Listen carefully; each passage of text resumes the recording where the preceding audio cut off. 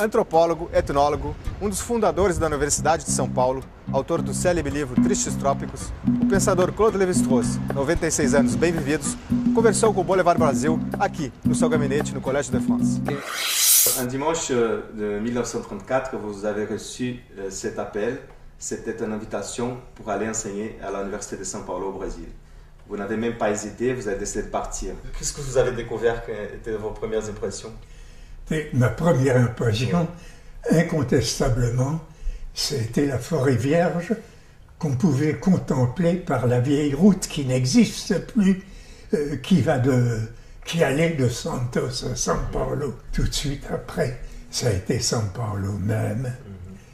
São Paulo qui, à cette époque, atteignait tout juste le million d'habitants et qui était pour partie une ville restée à demi coloniale et pour partie une ville déjà trépidante d'activités commerciales et industrielles. Contraste tout à fait saisissant pour un Européen et qui me permettait alors de m'intéresser à cet autre grand phénomène sociologique qu'est une ville. Le premier sujet d'étude que je proposais à mes étudiants, c'était d'écrire une monographie de leur quartier, de leur rue, qui étaient des objets ethnographiques, à mes yeux, tout à fait passionnants.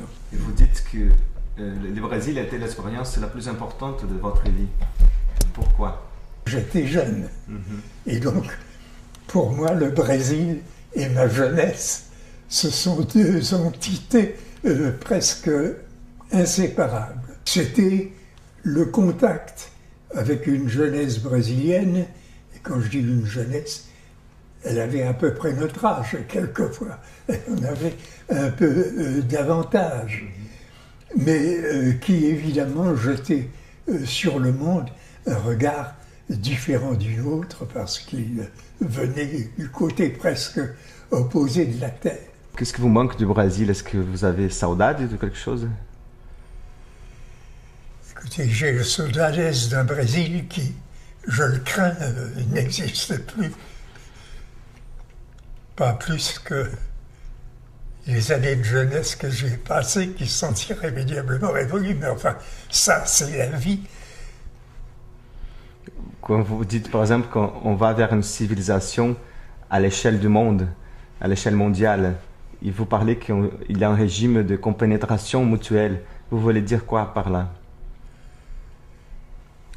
Ben, ce que je veux dire, c'est que depuis, d'ailleurs, très longtemps, depuis la fin du XVIIIe siècle, la civilisation occidentale a pris conscience que par sa puissance, que par sa force, elle s'étendait à la terre entière et qu'elle menaçait l'existence de milliers de petites sociétés dont les créations culturelles, artistiques, sociales, religieuses étaient des apports essentiels au patrimoine de l'humanité.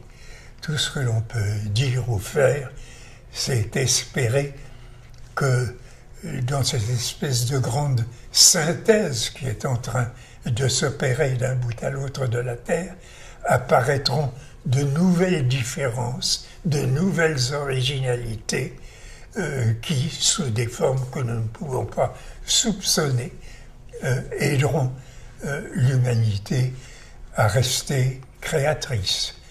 Mais à mon âge, c'est probablement un effet du grand âge. Je ne suis pas trop optimiste.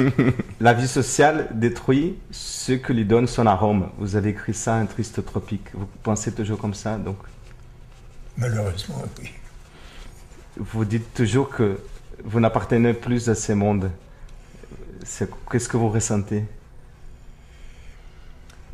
Je ressens que quand je suis né, il y avait 1,5 milliard d'hommes sur la Terre, que quand je suis arrivé à l'université de São Paulo, qui était le début de ma vie active, il y en avait 2 milliards, qu'il y en a 6 milliards aujourd'hui, et qu'il y en aura 9 milliards dans 20 ou dans 30 ans.